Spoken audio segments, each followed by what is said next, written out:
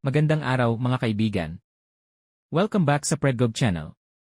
Sa episode na ito, pag-uusapan natin ang napaka-interesanteng partnership sa pagitan ng Team Cuadro Alas at dating Gobernador Chavit Singson. Alamin natin kung ano nga ba ang naging layunin ng kanilang meeting, sino si Chavit Singson at ang naging kontribusyon niya sa mundo ng boxing, lalo na sa career ni Manny Pacquiao. At kung ano ang ibig sabihin ng kanyang post sa social media kung saan sinabi niya ang Cuadro Alas, tatawagan kita. Kung interesado kang malaman ang buong kwento, panoorin mo hanggang dulo. Unang-una, pag-usapan natin ang layunin ng meeting sa pagitan ni Team Cuadro Alas at Chavit Singson. John Riel Casimero, isa sa pinaka-prominenteng Pinoy boxer sa kasalukuyan. Mula sa kanyang laban sa international boxing scene, napansin natin ang kanyang kakaibang lakas at husay sa ring, kaya't marami ang sumusuporta sa kanya, kabilang na si Chavit Singson. Ayon sa mga balita, ang kanilang pagkikita ay posibleng nakatuon sa pagpapalawak ng suporta para kay Casimero, lalo na sa paparating niyang mga laban. Si Chavit Singson ay kilalang may malasakit sa mga atletang Pilipino, partikular na sa mga boksingero, kaya't marami ang naniniwala na layunin niyang palakasin ang moral ni Casimero at bigyan siya ng suporta sa mga susunod na laban. Mahalaga ang ganitong klaseng suporta, dahil alam naman natin na hindi biro ang pagiging isang international fighter. Sa likod ng bawat laban, kailangan ang tulong mula sa mga taong naniniwala sa kakayahan ng ating mga atletang Pilipino. Ngayon, sino nga ba si Chavit Singson, at bakit napaka-importante ng kanyang suporta para sa mga boksingero gaya ni Casimero? Si Luis Chavit Singson ay isang prominenteng politiko, negosyante, at philanthropist sa Pilipinas. Siya ay dating gobernador ng Ilocos Sur at kilala rin bilang isang matagumpay na negosyante. Ngunit bukod sa politika at negosyo, malapit din si Chavit sa larangan ng sports, lalo na sa boxing. Si Chavit ay kilala hindi lang sa kanyang mga nagawa sa politika, kundi pati na rin sa pagbibigay ng tulong sa mga atleta.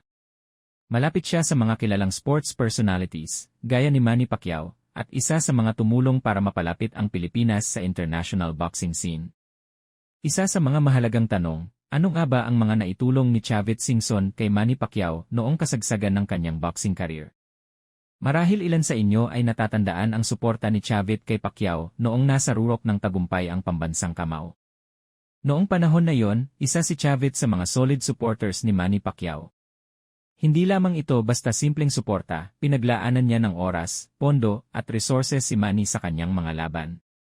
Nagbigay si Chavit ng financial support, at minsan pa nga ay kasama niyang nanonood sa ringside upang ipakita ang kanyang buong suporta.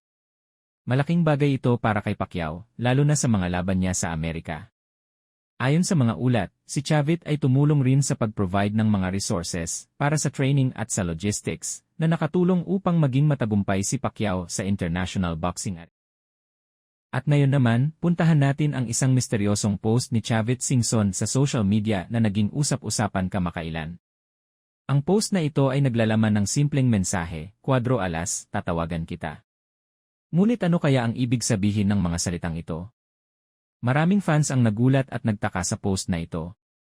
Maraming tanong ang lumitaw, may bagong proyekto kaya silang pinaplano. Magkakaroon kaya ng financial support si Casimero mula kay Chavit, tulad ng ginawa niya para kay Pacquiao? Ang simpleng statement na tatawagan kita ay nagbigay ng maraming haka-haka. Ang iba ay naniniwala na posibleng plano ni Chavit na maging bahagi ng team ni Casimero sa mas malalim na paraan, siguro bilang isang sponsor o tagapayo sa kanyang career. Ang post na ito ay nagpapakita ng potential partnership na maaaring magbigay ng lakas sa career ni Casimero. Ang pagkakaroon ng suporta mula kay Chavit ay maaaring magbukas ng mas maraming oportunidad para sa kanya sa larangan ng boxing, lalo na sa mga laban sa labas ng bansa. Ang susunod nating tanong, bakit nga ba napakahalaga ang suporta ni Chavit Singson para kay Casimero? Unang-una, alam natin na sa international boxing scene, mahalaga ang pagkakaroon ng support system, hindi lamang sa aspeto ng training kundi pati na rin sa financial at logistical support.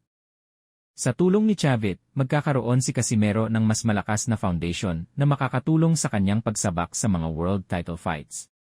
Bukod dito, ang koneksyon ni Chavit sa iba't ibang negosyante at personalidad ay maaaring makatulong sa pagkuha ng sponsors para kay Casimero na magbibigay daan upang mas mapaganda ang kanyang training at mas mapadali ang logistics sa mga laban.